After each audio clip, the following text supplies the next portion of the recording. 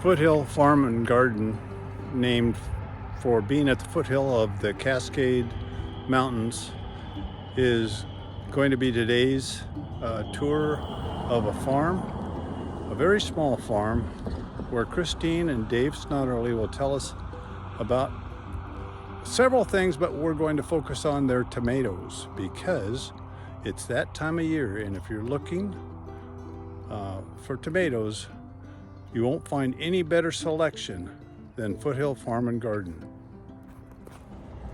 And this beautiful scenery behind me is not Foothill Farm and Garden, but it's just a picture of what the beauty is around this area of the Willamette Valley.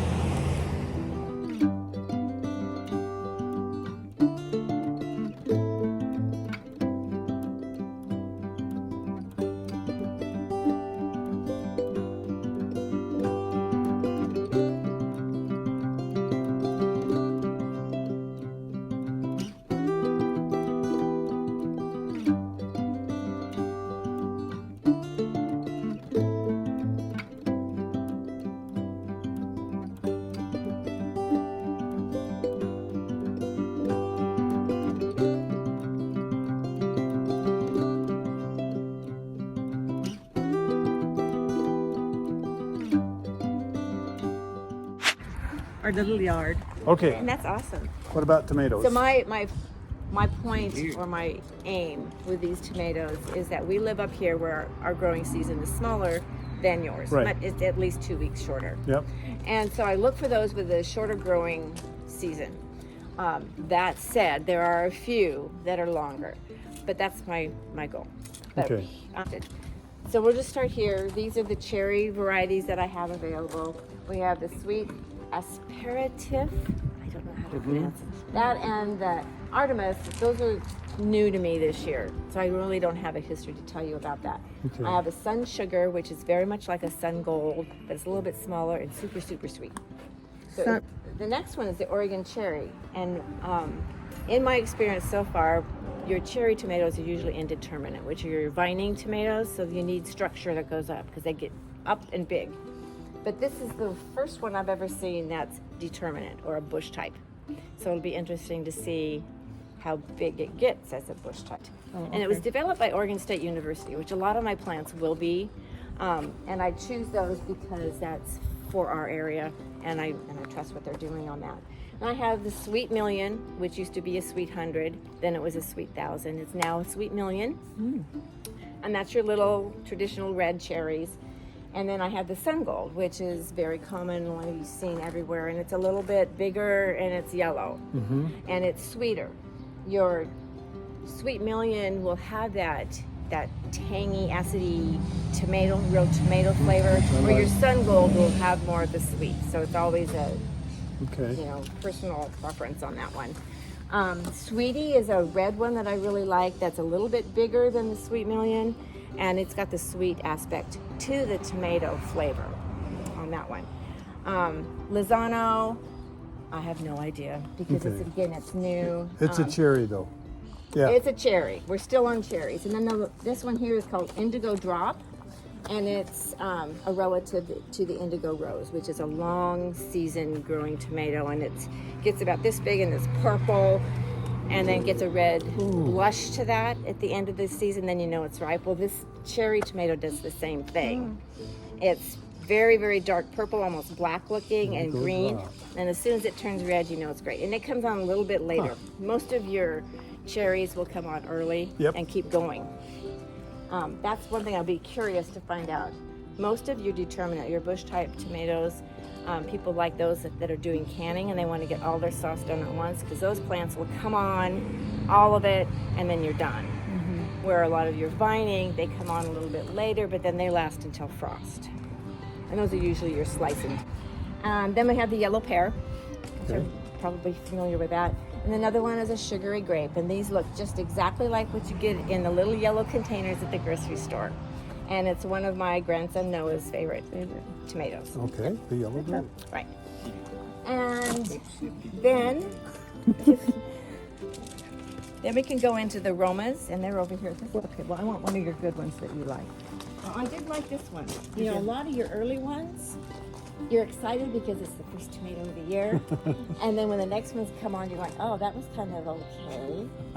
But this one's really good now. You know, Yeah. this one stayed tasting one of my favorites. Okay, the early wonder. Okay. Early Wonder. You want that one? Well, yeah, Tana wants one. And so these that are already potted up, they're the $5 But- ones. The Romas are next. You know what? Romans, yeah. And so there's a few different varieties of those. This is a San Marzano, and there's some people who say that's the only thing that they're going to make their sauces out of. And this is a vining one that will just get loaded with your little little green tomatoes. They'll have a little point on the bottom. They're really cute. But they take a while to produce. I don't make sauce. And it's a longer one where 2 years ago I had bushes loaded with it, and we got a frost. So they In get the ripe fall. ones. Yeah. So it's a longer growing season is what it's best at. Last year I was able to get some. We had conditions that were better. There's the Amish paste. Again, that's a new one to me this year, but I had many customers that have said that's the one you want for your sauces. Huh. The Amish paste. Amish paste.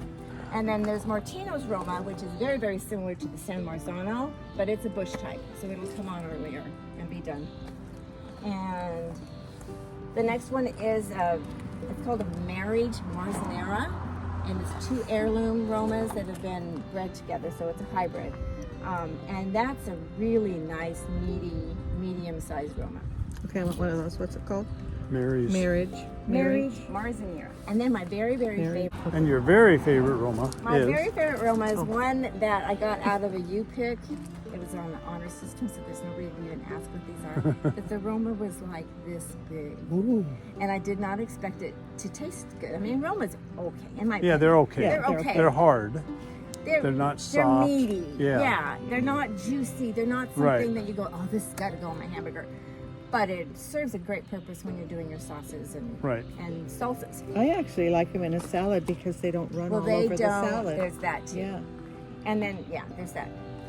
Well, I saved the seeds because it tasted good too. I thought, I have no idea if this is a hybrid or if this is open pollinated or what it is.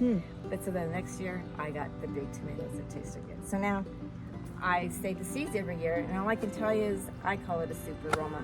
I don't know what else. Is that what it's called? Super Roma? Super That's Roma. what she calls it. Okay. Yeah, and it kind of comes on as a bush type, but it's a tall bush type. You want to give it some support. Okay. And then we get into the slicing and the salad tomatoes. You Oregon Duck fans don't need to listen to this next one. And the earliest one that I have that produces is called Beaver Lodge, developed at Oregon State Those are University. tomatoes. You know your tomatoes. Well, that's what I do. Yeah. And this one is really fun.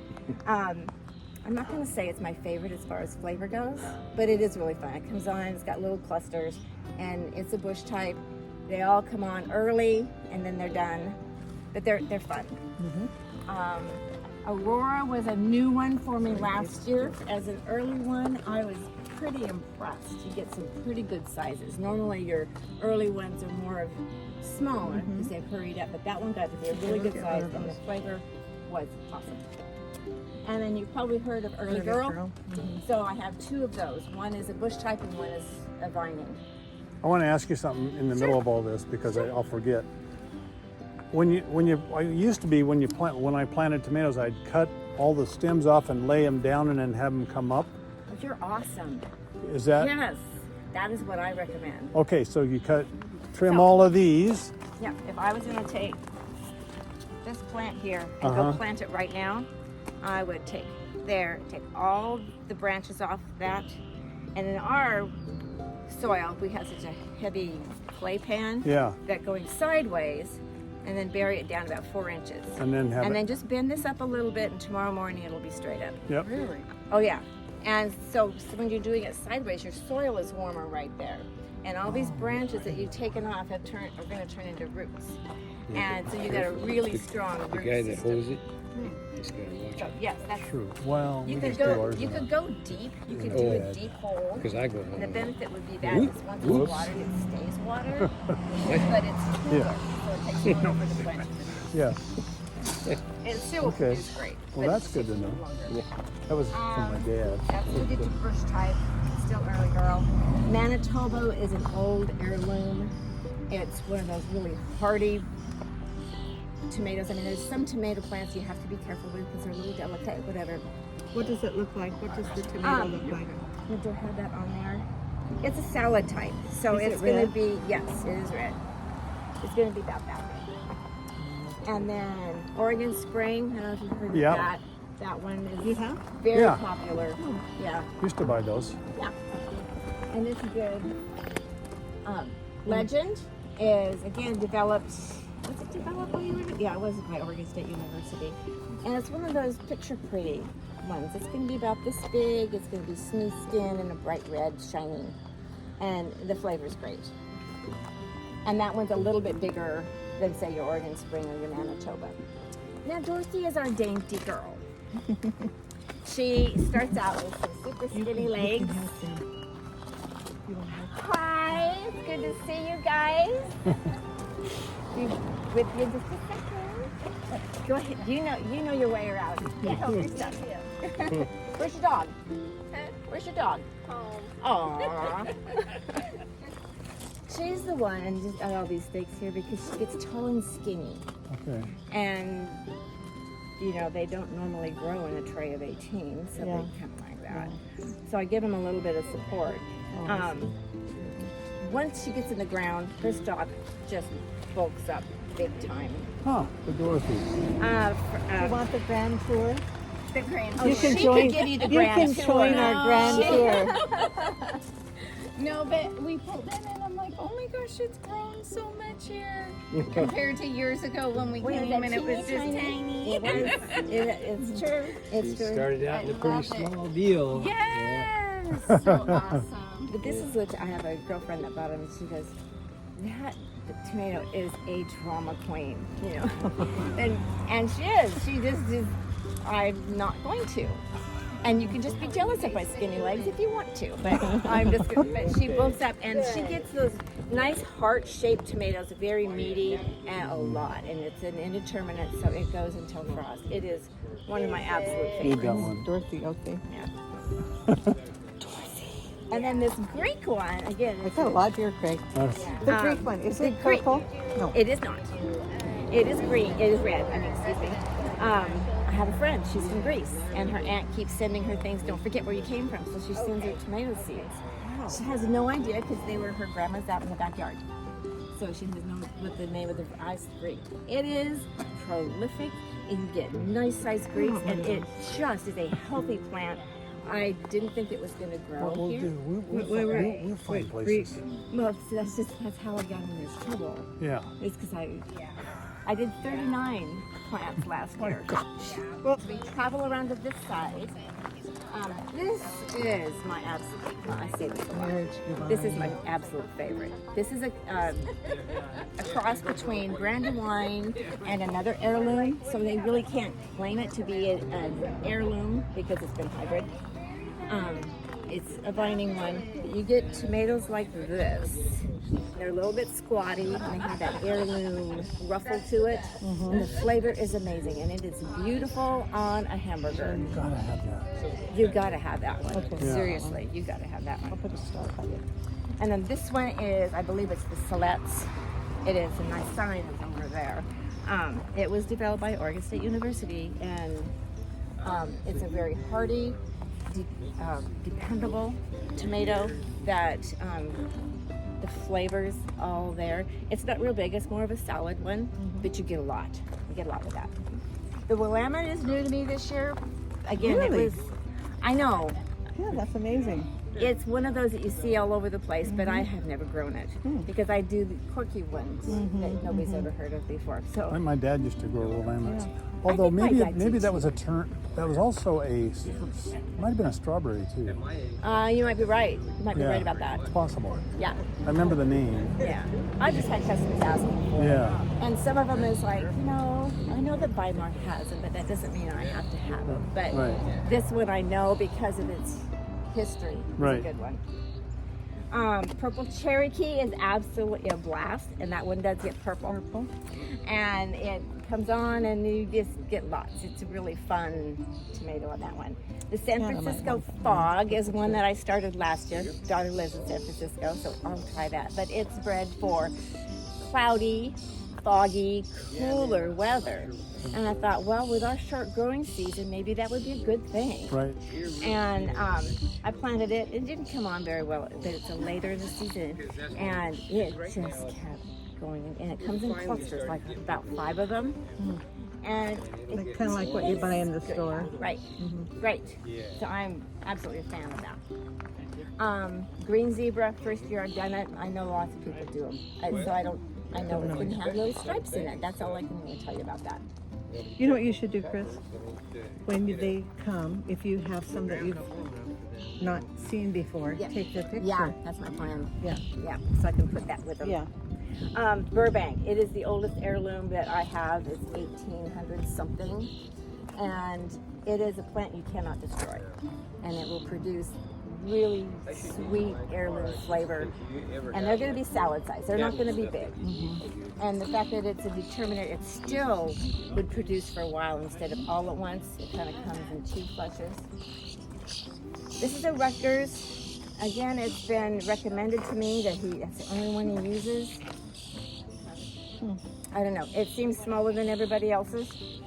Who recommended? Well, I have customers coming. Okay, You know, okay. when we get to talking about canning and making salsa or sauces, you know, this is my favorite. Okay. And you know, so I listen to that and I kind of pick and choose. So I Okay. can't Yeah, do everything, even Sure. though I kind of I did try. not know there was this many.